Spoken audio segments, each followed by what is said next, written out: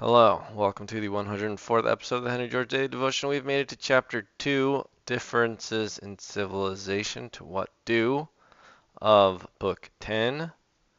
Book 10 is The Law of Human Progress, and this book is called Progress and Poverty, an inquiry into the cause of industrial depression and the increase of want. Dang. Can't even remember the name of this book, and I talk about it every day. An inquiry into the cause of industrial depressions and the persistence of poverty amid advancing wealth. Um, the remedy. The remedy.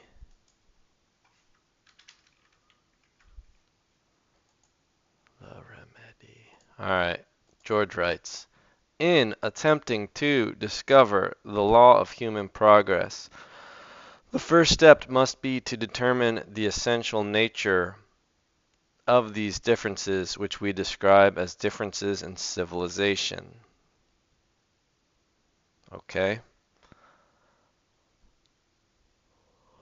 Don't know why it must be the first step, but George writes that the current philosophy which attributes social progress to changes wrought in the nature of man does not accord with historical facts we have already seen.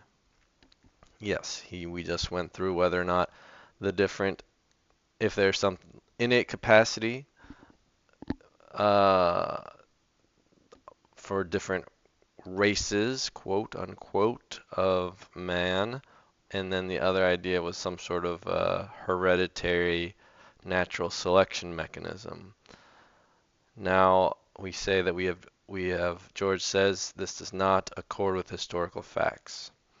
We may also see, if we consider them, that the differences between communities in different stages of civilization cannot be ascribed to innate differences in the individuals who compose these communities. Okay.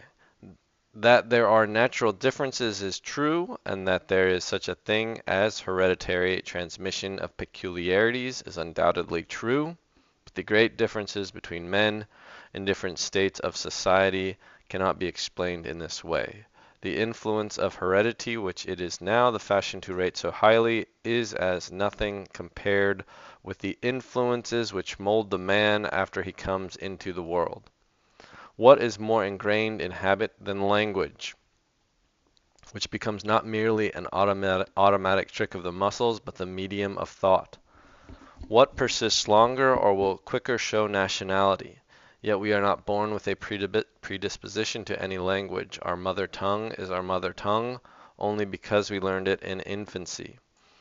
Although his ancestors have thought and spoken in one language for countless generations, a child who hears from the first nothing else will learn with equal facility any other tongue, and so of other national, or class peculiarities. They seem to be matters of education and habit, not of transmission. Cases of white children captured by Indians in infancy and brought up in the wigwam show this. They become thorough Indians, and so, I believe, with children brought up by gypsies. That this is not so true of the children of Indians or other distinctly marked races brought up by whites is, I think, due to the fact that they are never treated precisely as white children. A gentleman who had taught a colored school once told me that he thought the colored children up to the age of 10 or 12 were really brighter and learned more readily than white children, but after that age they seemed to get dull and careless. He thought this proof of innate race inferiority, and so did I at the time. But I afterward heard a highly intelligent Negro gentleman, Bishop Hillary, incidentally make a remark which to my mind seems a sufficient explanation. He said, "Our children, when they are young, are fully as bright as white children and learn as readily. But as soon as they get old enough to appreciate their status, to realize that they are looked upon as belonging to an inferior race, and can never hope to be anything more than the cooks, waiters, or something of that sort, they lose their ambition and cease to keep up. And to this he might have added, that being the children of poor, uncultivated, and unambitious parents, home influences told against them. For I believe it is a matter of common observation that in the primary part of education the children of ignorant parents are quite as receptive as the children of intelligent parents. But by and by the latter, as a general rule, pull ahead and make the most intelligent men and women. The reason is plain. As to the first simple things which they learn only at school, they are on par. But as their studies become more complex, the children who at home is accustomed to good English, hears intelligent conversation, has access to books, can get questions answered, etc., has an advantage which tells. The same thing may be seen later in life. Take a man who has raised himself from the ranks of common labor, and just as he is brought into contact with men of culture and men of affairs, will he become more intelligent and polished. Take two brothers, the sons of poor parents, brought up in the same home and in the same way. One is put to a rude trade and never gets beyond the necessity of making a living by hard daily labor, and the other, commencing as an errand boy, gets a start in another direction and becomes finally a successful lawyer, merchant, or politician. At 40, a successful politician, huh? At 40 or 50, the contrast between them will be striking, and the unreflecting will credit it to the greater natural ability which has enabled the one to push himself ahead. But just as striking a difference in manners and intelligence will be manifested between two sisters, one of whom, married to a man who has remained poor, has her life fretted with petty cares and devoid of opportunities, and the other of whom has married a man whose subsequent position brings her into cultured society and opens to her opportunities which refine taste and expand intelligence. And so deteriorations may be seen. That evil communications corrupt good manners is but an expression of the general law that human character is profoundly modified by its conditions and surroundings. I remember once seeing in a Brazilian seaport a Negro man dressed in what was an evident attempt at the height of fashion, but without shoes and stockings. Yeah, George ran off to sea in his youth for a few years. One of the sailors with whom I was in company, and who had made some runs in the slave trade, had a theory that a Negro was not a man but a sort of monkey, and pointed to this as evidence in proof, contending that it was not natural for a Negro to wear shoes, and that in his wild state he would wear no clothes at all. I afterward learned that it was not considered the thing, quote unquote, there for the slaves to wear shoes. Just as in England it is not considered the thing for a faultlessly attired butler to wear jewelry. Though for that matter I have seen white men at liberty to dress as they pleased get themselves up as incongruously as the Brazilian slave. But a great many of the facts adduced as showing hereditary transmission have really no more bearing than this of our forecastle Darwinian. What's funny is that Henry George himself is reputedly sloppy in dress at times. He goes on.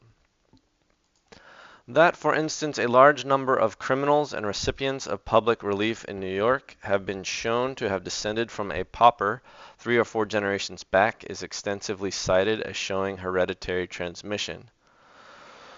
But it shows nothing of the kind. Inasmuch as an adequate explanation of the facts is nearer, paupers will raise paupers, even if the children be not their own, just as familiar contact with criminals will make criminals of the children of virtuous parents. To learn to rely on charity is necessarily to lose the self-respect and independence necessary for self-reliance when the struggle is hard.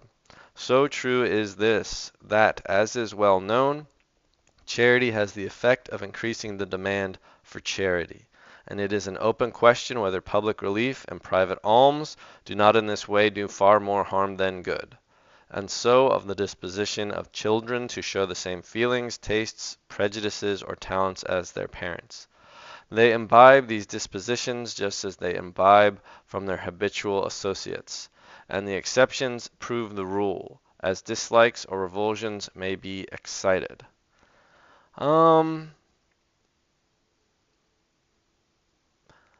I am somewhat sympathetic to this whole argument, but I'm also not, this argument I don't find as very necessary to the rest of Georgism. Because like let's just suppose he's completely wrong about this, and it is purely hereditary. Um, the smart people have smart kids who will become smart or whatever. I mean, I guess he's talking a lot about manners and abilities. I mean, I am on George's side. But let's say he's completely wrong. And whatever happens that, whatever you do with a rich kid's kid, he's gonna be successful. And whatever you do with a poor kid's kid, even if he's raised by rich people, he's gonna be poor. Let's just suppose that. Does that mean that the wealthy and successful people should get to own all of the land and the poor person should only get a subsistence wage? No, that's not justice. Justice should be you get what you work for. So in that sense, like the nature nurture argument is just not that critical to me because whatever the explanation is for the development of a human, you're still going to end up with a distribution of adult humans, and there's always going to be the more competent and the less competent, no matter how that resulted. And so the question then is a system with a competent people who are able to dominate the economical exchanges of the time, and should they be able to buy all of the land or acquire all of the land and then lord that over the others? And that should never be allowed. George continues. Like,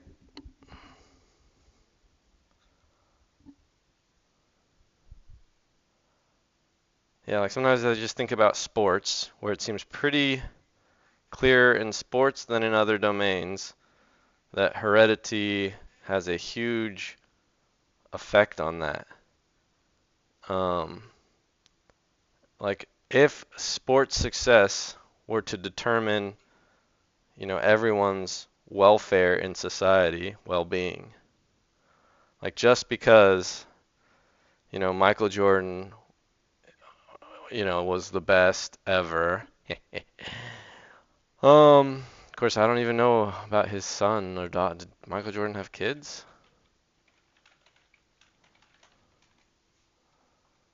Yeah, I guess he's had kids. I don't know how good they got at basketball, but they look like they played it in some level. LeBron has a son. Anyway, do I think, like, if our ability in basketball determined how much wealth each person got, do I think that Michael Jordan should have as much wealth as, Bill Gates? No, no. And it's clear to me that Michael Jordan was more superior in basketball than whatever Bill Gates was as a programmer, I believe. Anyway. All right.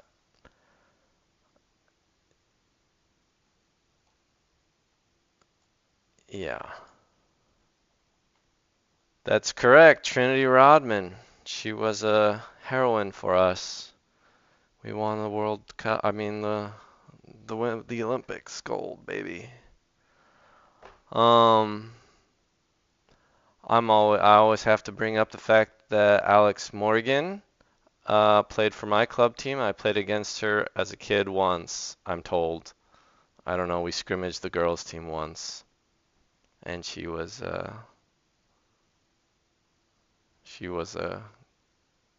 you know, the starting forward for the U.S. women's team for many years. Not related to Georgism at all. All right, where were we? Yes. The idea that public relief and private alms do not in this way do far more harm than good, because charity has the effect of increasing demand for charity. I think this is very relevant in our current welfare state, probably even more relevant in the European welfare state. Um, and it is, the welfare state is this kind of cover up of how unfair our economic systems are. It's almost like straight out of Brave New World. The fact that, you know, we deny laborers their fair reward, and instead we're just going to be like, well, whoever is at the bottom, at least we're going to patch him up a little bit. Anyway, all right. And so of the disposition of children to show the same feelings, tastes, prejudices, or talents as their parents. They imbibe these dispositions just as they imbibe from their habitual associates. And the exceptions prove the rule, as dislikes or revulsions may be excited. I'm not sure about that sentence. And there is, I think, a subtler influence which often accounts for what are looked upon as atavisms of character, the same influence that makes the boy who reads dime novels want to be a pirate. What are these, like saying? The tendency of reversion, a biological phenomenon that occurs when a genetic trait from an ancestor reappears instead of being lost. Oh, yes, I once knew a gentleman in whose veins ran the blood of Indian chiefs. He used to tell me traditions learned from his grandfather, which illustrated what is difficult for a white man to comprehend, the Indian habit of thought, the intense but patient bloodthirst of the trail, and the fortitude of the stake. Ho, ho, ho. From the way in which he dwelt on these, I have no doubt that under certain circumstances, highly educated, civilized man that he was, he would have shown traits which would have been looked on as due to his Indian blood, but which in reality would have been sufficiently explained by the broodings of his imagination upon the deeds of his ancestors. Wordsworth, in his song at the feast of Brougham Castle, has in highly poetical form alluded to this influence. Oh yeah, when I first read this, no, when I read this the second time for the Henry George book club, the Progress Poverty book club, and the Georgism Discord, I went up and I looked up this poem and read it. But it's quite long. And I like this just bullet point breakdown of these are the things that were very powerful in a poem. Armor rustling in the, like, how can, this just dries it out. Bullet pointing a poem. There's something pretty funny about that. On the blood of Clifford calls, quell the Scot, exclaims the lance, bear me to the heart of France, is the longing of the shield. All right, post in the comments if you want me to read the whole poem next time. In any large community, we may see, as between different classes and groups, differences of the same kind as those which exist between communities which we speak of as differing in civilization. Differences of knowledge, belief, customs, tastes, and speech, which in their extremes show among people of the same race, living in the same country, differences almost as great as those between civilized and savage communities. We're all just so different. How long is this? Too long to finish today. Whoa. Yeah, I remember these chapter 10 chapters being long. As all stages of social development from the Stone Age up are yet to be found in contemporaneously existing communities, so in the same country and in the same city are to be found, side by side, groups groups which show similar diversities. In such countries as England and Germany, children of the same race, born and reared in the same place, will grow up speaking the language differently, holding different beliefs, following different customs, and showing different tastes, and even in such a country as the United States, differences of the same kind, though not of the same degree, may be seen between different circles or groups. I wonder if George understood Gaussian distributions. I wonder, yeah, when was Gauss? I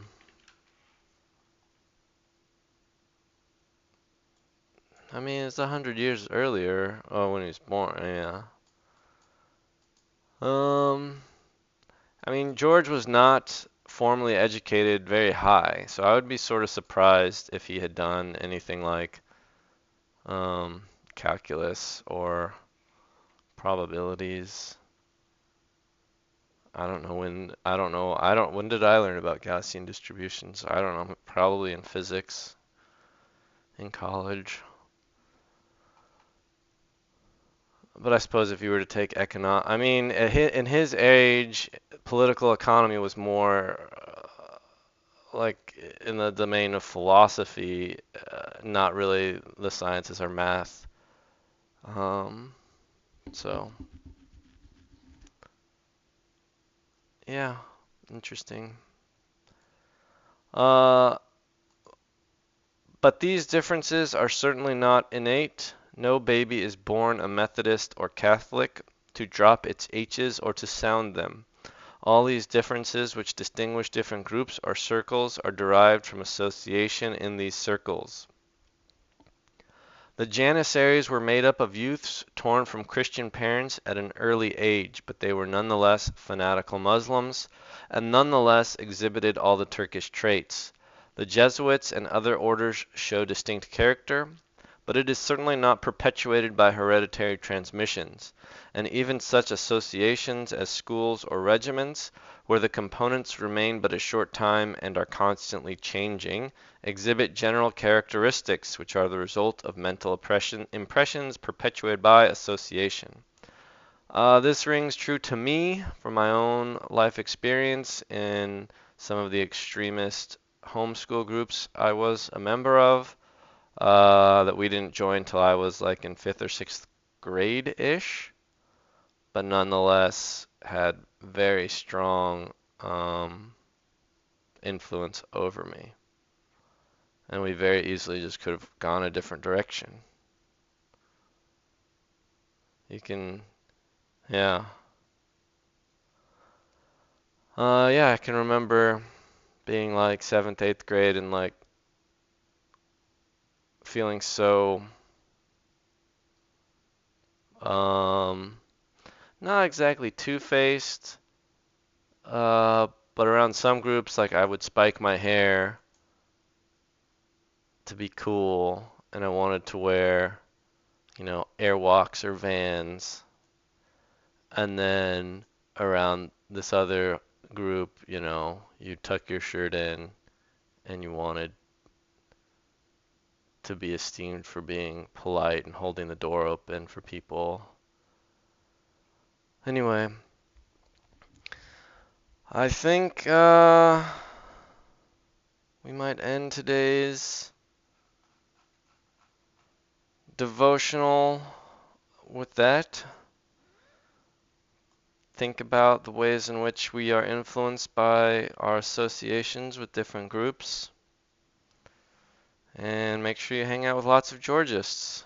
That's what's most important. Alright, ending the recording.